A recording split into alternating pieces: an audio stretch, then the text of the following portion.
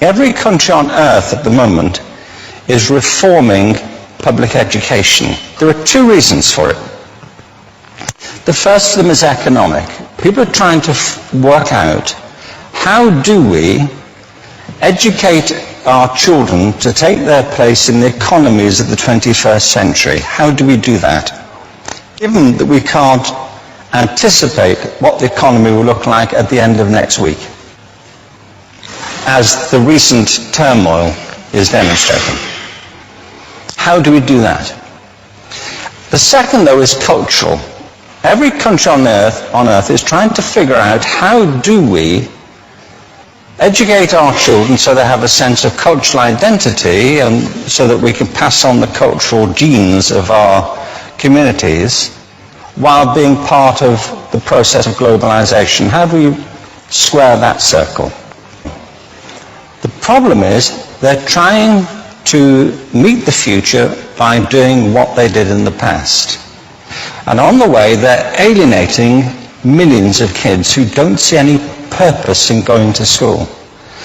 When we went to school, we were kept there with a story, which was if you worked hard and did well and got a college degree, you would have a job.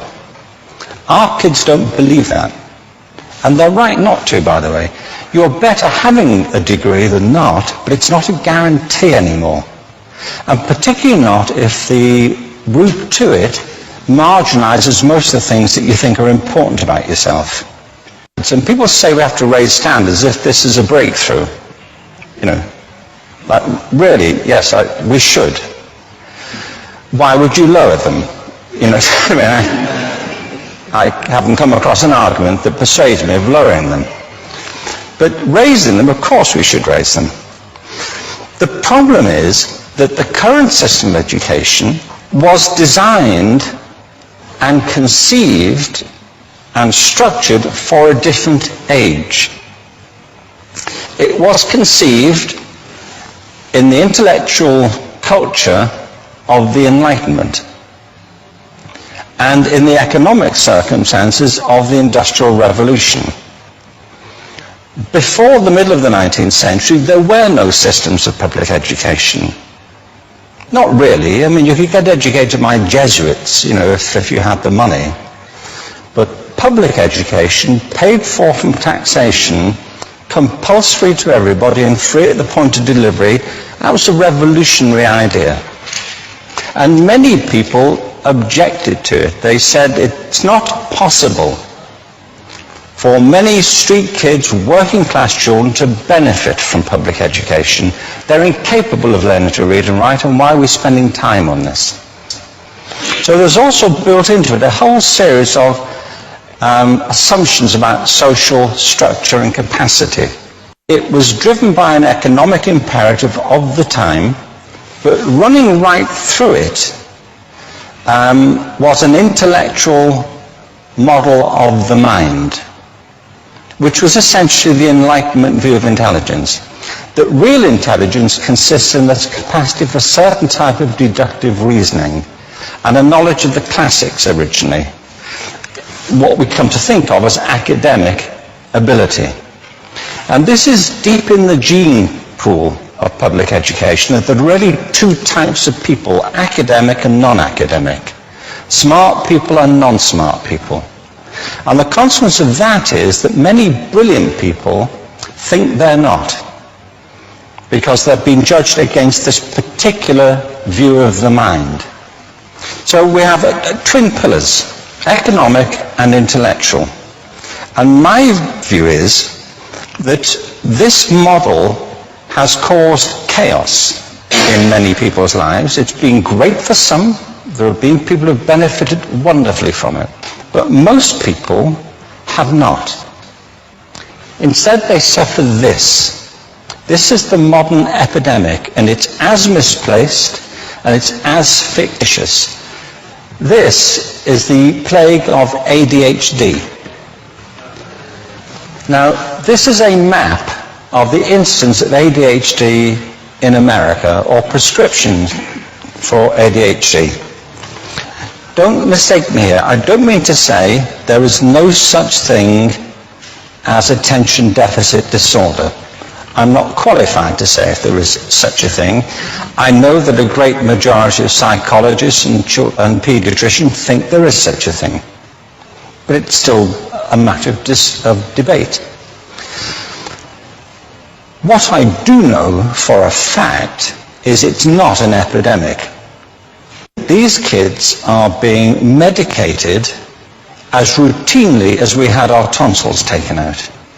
And on the same whimsical basis, and for the same reason, medical fashion.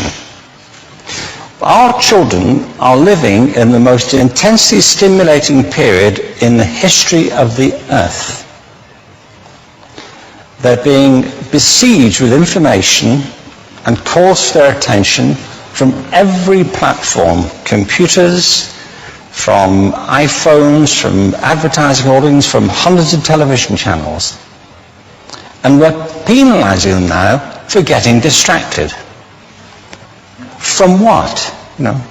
Boring stuff at school, for the most part.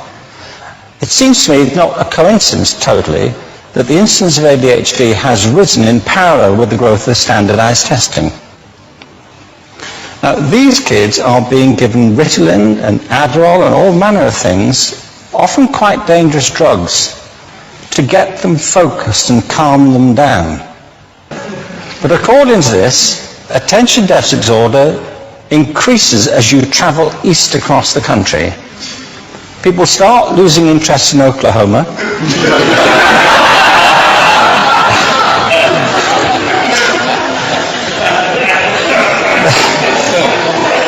They can hardly think straight in Arkansas.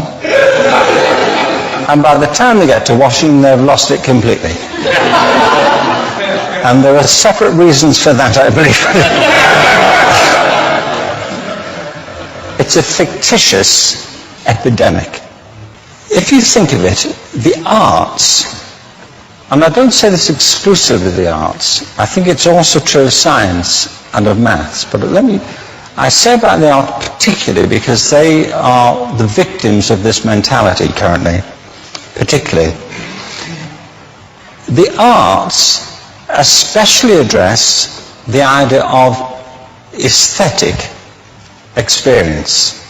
An aesthetic experience is one in which your senses are operating at their peak, when you're present in the current moment, when you're resonating with the excitement of this thing that you're experiencing, when you are fully alive.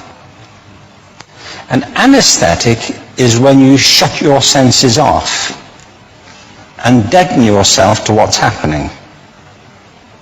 And a lot of these drugs are that. We're getting our children through education by anesthetizing them. And I think we should be doing the exact opposite. We shouldn't be putting them asleep. We should be waking them up to what they have inside of themselves. But the model we have is this. I believe we have a system of education that is modeled on the interests of industrialism and in the image of it. I'll give you a couple of examples.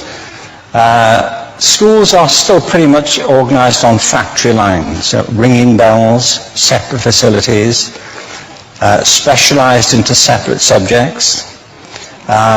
We still educate children by batches.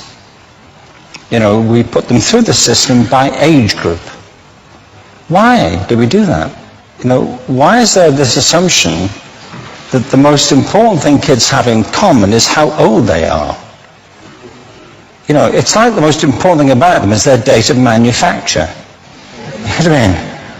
Well, I know kids who are much better than other kids at the same age in different disciplines, or at different times of the day, or better in smaller groups than in large groups, or sometimes they want to be on their own. If you're interested in the model of learning, you don't start from this production line mentality. It's essentially about conformity, and increasingly it's about that as you look at the growth of standardized testing and standardized curricula. And it's about standardization. I believe we've got to go in the exact opposite direction. That's what I mean about changing the paradigm. There was a great study done recently of divergent thinking. published a couple of years ago, divergent thinking isn't the same thing as creativity. I define creativity as the process of having original ideas that have value. Divergent thinking isn't a synonym, but it's an essential capacity for creativity.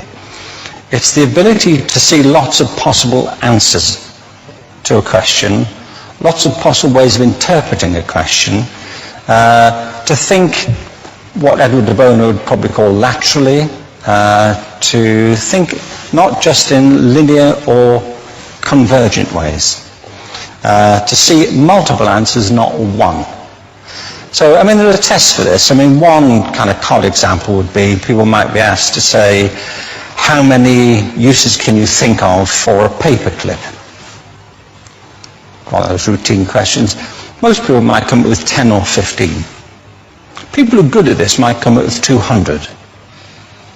And they do that by saying, well, could the paperclip be 200 foot tall and be made out of foam rubber? You know, like, does it have to be a paperclip as we know it, Jim? You know.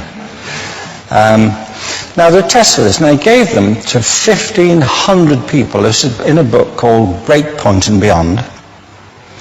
And on the protocol of the test, if you scored above a certain level, you'd be considered to be a genius at divergent thinking. Okay? So my question to you is, what percentage of the people tested, of the 1,500, scored at genius level for divergent thinking? Now you need to know one more thing about them. These were kindergarten children.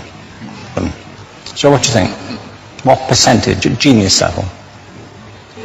80. 80, okay.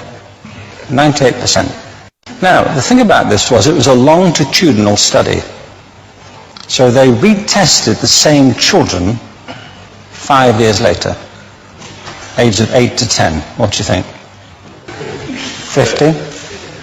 They retested them again 5 years later, ages 13 to 15. You can see a trend here, can't you?